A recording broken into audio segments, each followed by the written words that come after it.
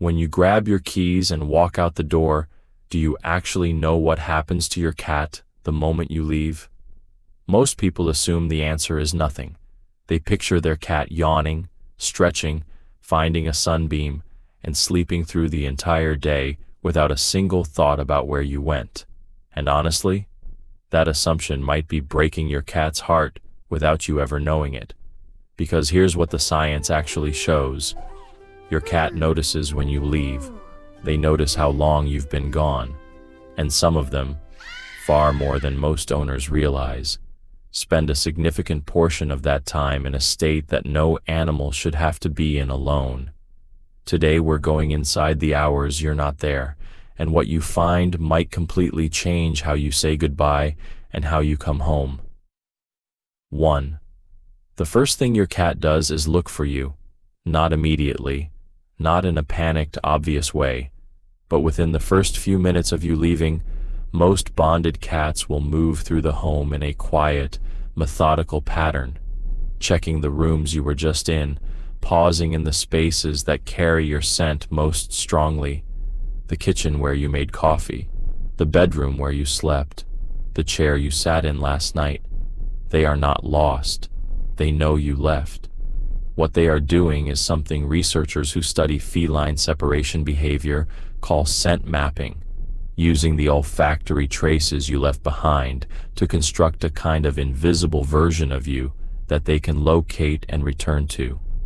A 2015 study on domestic cat behavior found that cats show measurable behavioral changes after their owner's departure, including increased scent investigation of owner-associated objects. Your scent, in your absence, becomes your presence. This is why your cat sleeps on your clothes when you're away. It is not random comfort seeking. It is the closest thing to you they can find. The fix, before you leave, place a recently worn item, a t-shirt, a sweater, anything that carries your scent, in your cat's favorite resting spot. You are not just leaving fabric behind. You are leaving yourself behind in the only language your cat can read while you're gone. 2. They listen for you longer than you think. After the scent mapping, something else begins. Your cat finds a position, usually elevated, usually facing the primary entry point of your home, and they wait, not restlessly, not desperately, with the focused, patient stillness of an animal that has decided this is where they need to be. Cats have an auditory range nearly 3 times wider than humans. They can hear sounds at frequencies and distances we cannot begin to detect, and bonded cats, researchers have found, learn the specific acoustic signature of their owner's return, the particular sound of your car, your footsteps, your key in the lock, and can distinguish it from all other similar sounds.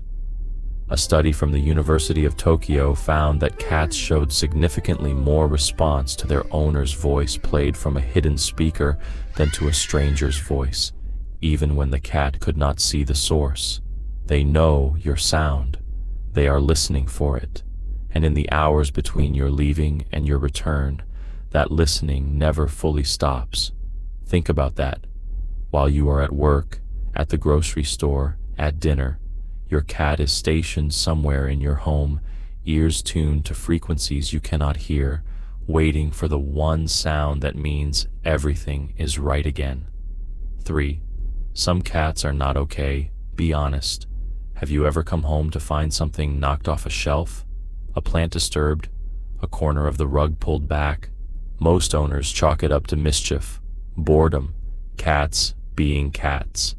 But for a significant number of cats, particularly those with strong single-person bonds, these are not acts of mischief. They are the physical evidence of distress.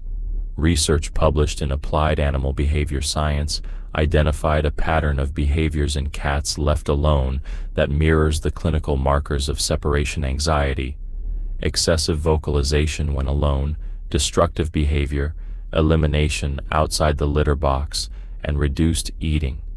These are not personality quirks, these are symptoms, and the reason most owners never connect them is that cats, unlike dogs, don't perform their distress in front of you. They hide it. They regulate themselves back to apparent calm before you return, and you come home to a cat who seems fine, who may even seem indifferent, and you never see what the hours before looked like.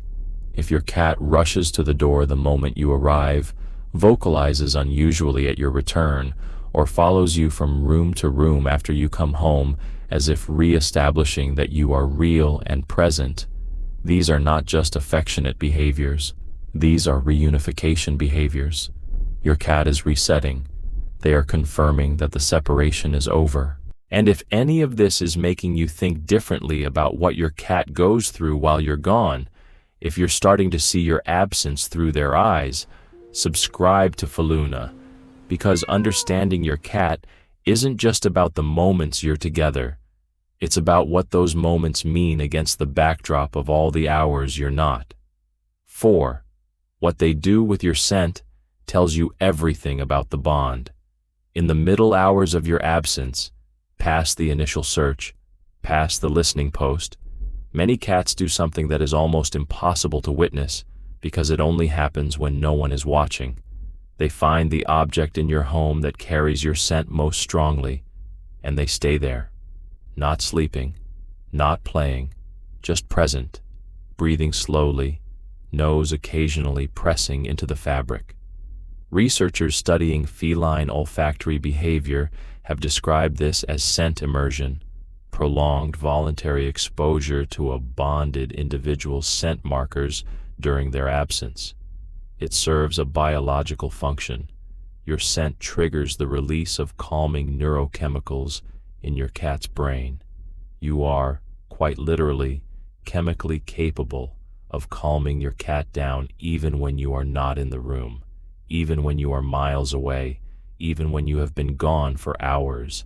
The fix: rotate the items you leave for your cat. A worn sock one day, a pillowcase the next. The scent fades over hours, and a fresh item restores what time erodes. You are not doing laundry. You are maintaining a presence that your cat depends on in ways they cannot tell you. 5. The moment you come home is not small. Most owners walk through the door and interpret their cat's reaction through a human lens. The cat who runs to the door is needy. The cat who ignores you is independent. The cat who meows loudly is demanding food. But none of these readings are accurate. Every one of these behaviors, the running, the apparent indifference, the vocalization, is a reunification response shaped by the specific attachment style your cat has developed with you. The cat who runs to the door and immediately rubs against your legs is not being needy. They are re-scenting you, restoring the communal scent that faded while you were in a world they could not follow you into. The cat who doesn't look up when you walk in is not indifferent. Watch more carefully. Their ears turned toward you the moment the door opened. They knew. They always know. And the cat who cries at your return, that sound is not about food. That sound is the vocal equivalent of everything they held in while you were gone. So tomorrow, when you come home, slow down at the door. Don't rush past the greeting. Don't head straight for the kitchen or the couch. Crouch down. Extend a finger. Let them come to you at their own pace and on their own terms, because that moment, that reunion after hours of waiting, listening, and holding the space where you used to be, that moment is not small to them. It should not be small to you either. Your cat does not stop loving you when you leave the room. They carry you with them through every hour you are gone, in scent, in sound, in the patient, faithful act of waiting. Pay attention to how you leave. Pay attention to how you return. They have been paying attention to both all along.